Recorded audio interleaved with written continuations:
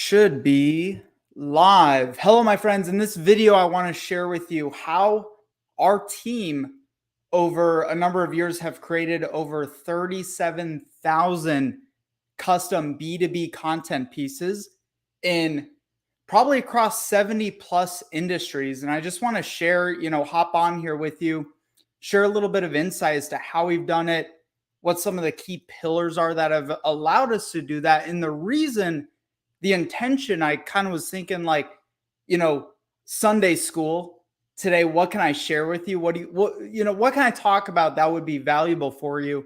I've just noticed so many B2B marketers are ad hoc, just randomly doing their content.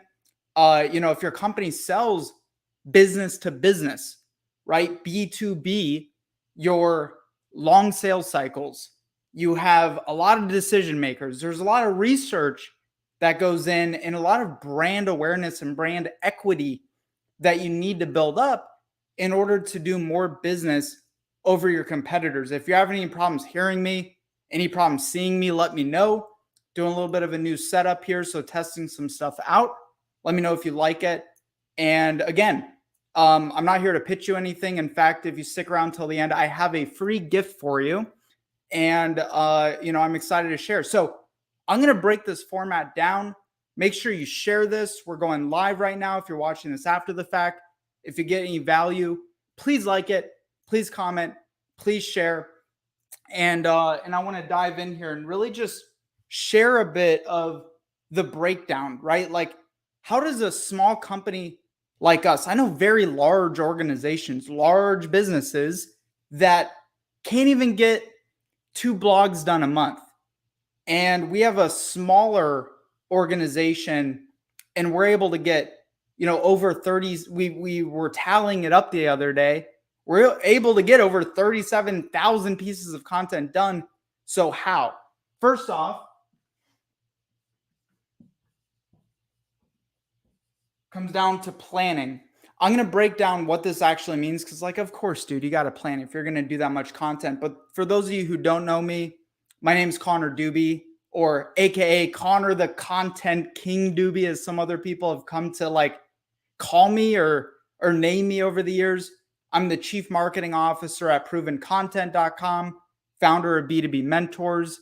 And I've just been in this content world and this content game for a number of years along with our team, which is why I'm really excited to share this. So number one is really comes down to planning. So what does that actually mean? Well, planning means looking at the big picture before we even decide how we're going to do content. Again, a lot of people just randomly come up with an idea and then in that month they craft something and get it out there. By the way, while the thought is in my mind, let me just make sure we're going. Cool. I see you guys. Appreciate you being here. Make sure you like and share this. So planning has to do with topics. Planning has to do with types. What are the content types that we're going to be doing? Is it just articles? Is it videos? Is it podcasts? Is it graphic posts? Ideally, it's the trifecta, right? Everyone self-educates differently. So you really need all three types of content in order to be successful. Also, channels.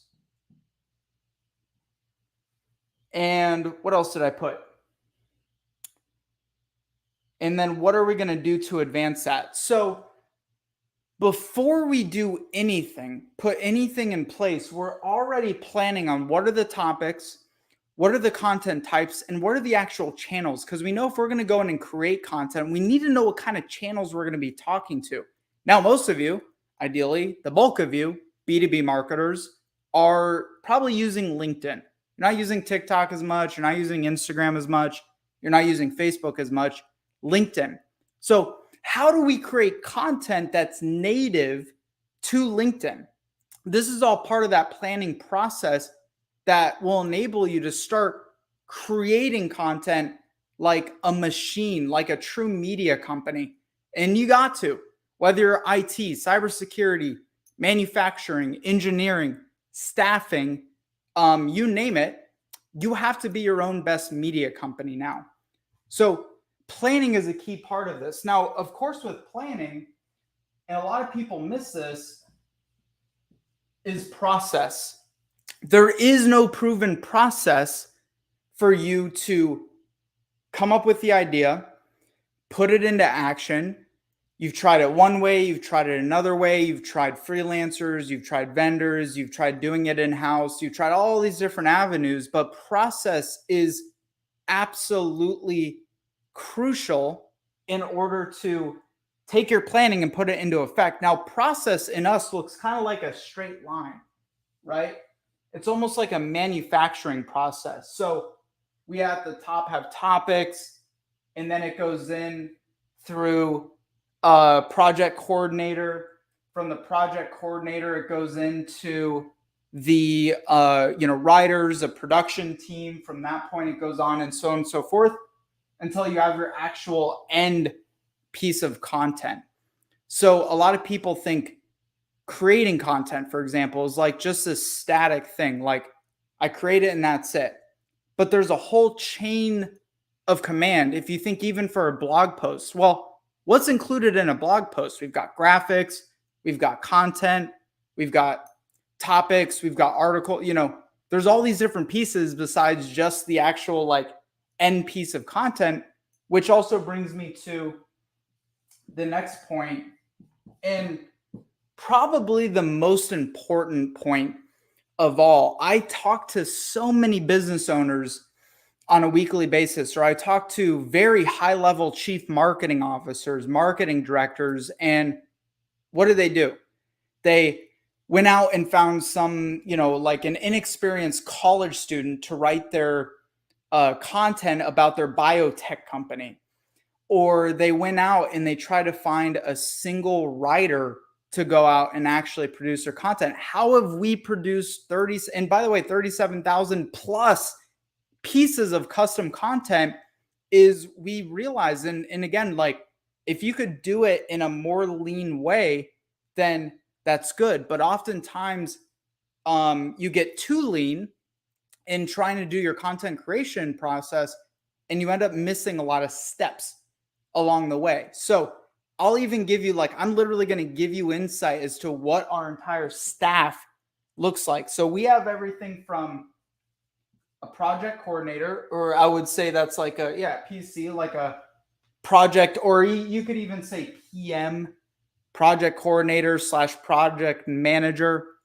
So we have a PM on staff. What that person does is facilitates the whole flow of the content process. So whether you're doing this in-house or you're doing this kind of in-house and out-house, as I like to say, like half and half, you're doing it hybrid model, that project manager is crucial because they're going to oversee the entire flow of what everyone else is doing. If you just, again, leave it up to a writer or an editor to do that project management, it fails almost every time. We've tried it. We've tried to go lean and do it in other ways. So from there, we even have RT, which stands for research and interview team. Custom content doesn't just get sourced from random stuff on the internet, but interviews, and this goes into another piece of this I'm going to share with you, but interviews, right? Interviewing subject matter experts, interviewing experts on your team, but also going out and doing the additional research to source authority, but not using that other authority as the main point of the content that you're producing, but as a way to support your, what it is that you're talking about, what it is that you're sharing. So you need to have someone actually out there doing research and sourcing, different information. Now, again, your team probably has a good number of subject matter experts that you can lean on, but you do also want that additional support. So what else? Got quality control editor. All this person does is oversees and make sure it fits the voice of where the content is actually coming from. Maybe that's the voice of your company. Maybe that's the voice of a subject matter expert on your team. So we have quality control editor. I have to write them down because, again, there's so many here, but TW is technical writers. So your business is probably unique complex. You can't just go out and hire a writer that wrote for like a, like a coffee mug, Sunday Fun Day coffee mug company, and expect them to be able to write for, again, your engineering firm, your staffing firm, your technology business, your SaaS business, because they don't have the expertise. So that's why we actually pull in technical writers that have already had the backing experience writing, producing, or being in business in these different industries to produce our clients' content. Now, the nuance of this is, again, and I keep going back to this, the reason you're not creating enough content is because you think you just bring in that TW, that technical writer, and they're going to solve all your problems. They're going to be the one to create all the content and get it to completion. But as you've probably experienced, and again, we've experienced doing this for 22 years, that's not the case. So you have technical writer, of course you need graphics, and then the promotion side. So this is a whole category of staff and people that you're probably missing. Maybe you're using freelancers, but you're still missing a couple components there. Maybe you're trying to staff up your entire team, and you're still missing some of these, very specific experts to move that entire flow and move that entire process and planning and strategy forward.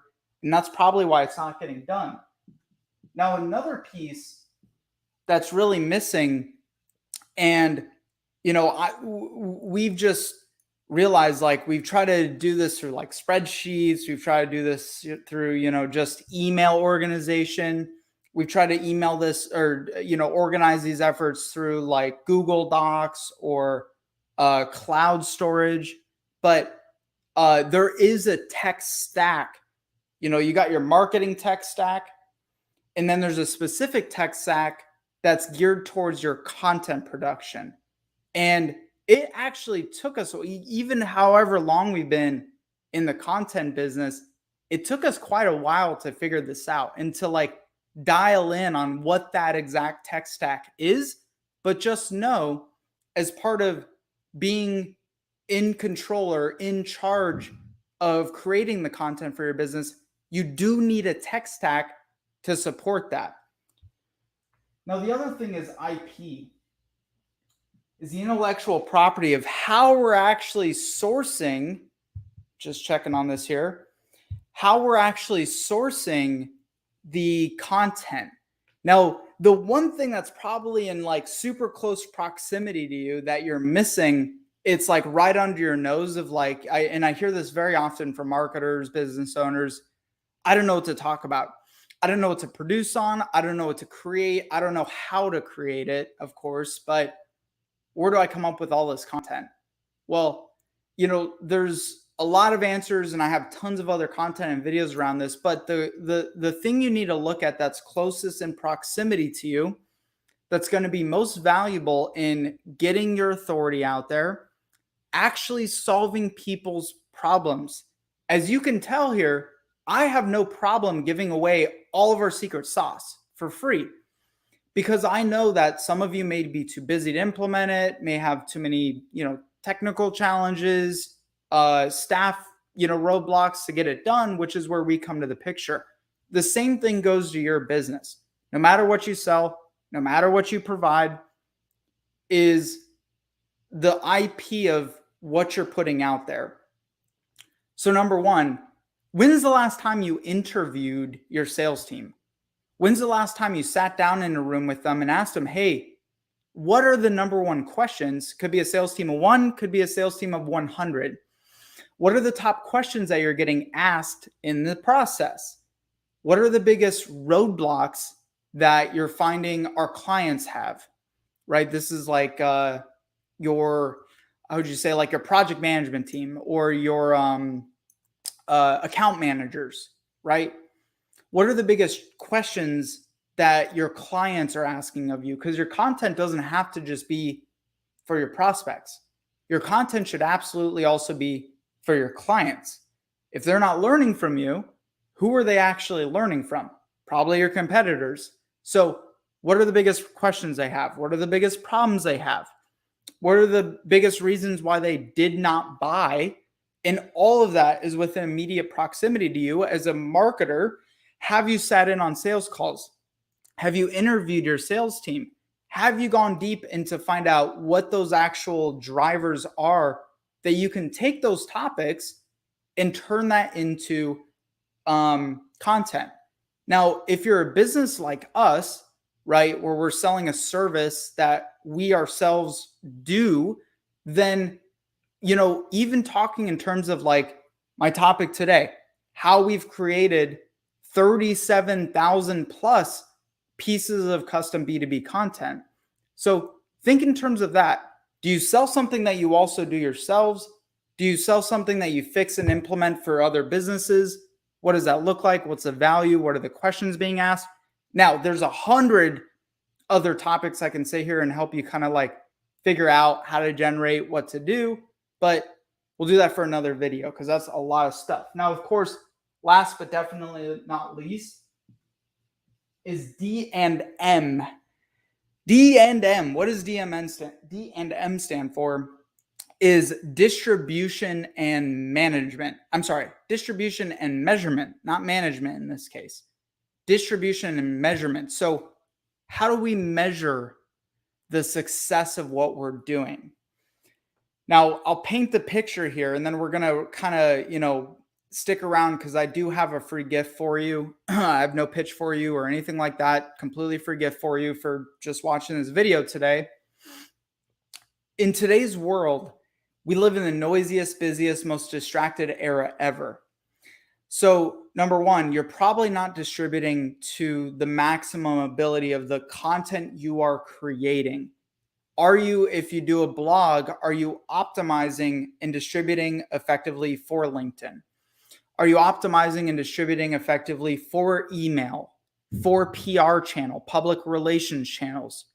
Are you doing this for social, email, your website, SEO, you name it? But reach is one of the biggest missing pieces for everybody. The other thing of that is consistency and frequency, right? Reach plus consistency and frequency equals brand amplification.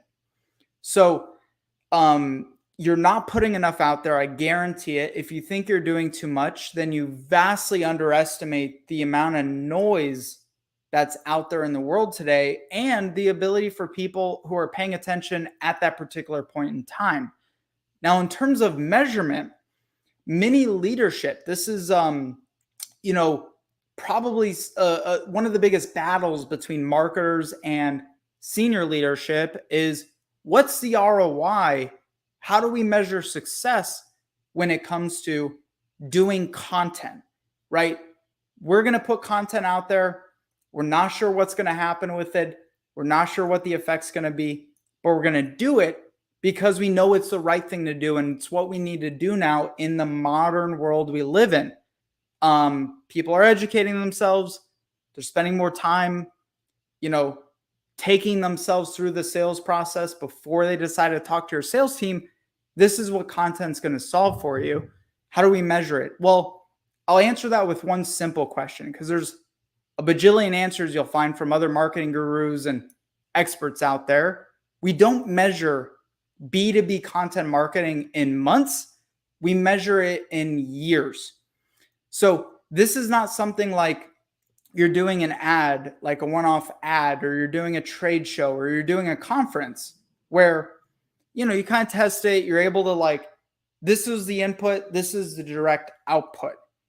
We don't measure this in just weeks or months. We measure this, 6 months at a time to years at a time, because if you're really going from lackluster content efforts, maybe you're doing a couple pieces a month and you've been kind of inconsistent at it. It's been up and down. Then you have to do this consistently for months and months and even years at a time to really build that brand equity, to build that credibility, build your authority, and to elevate yourself over competitors.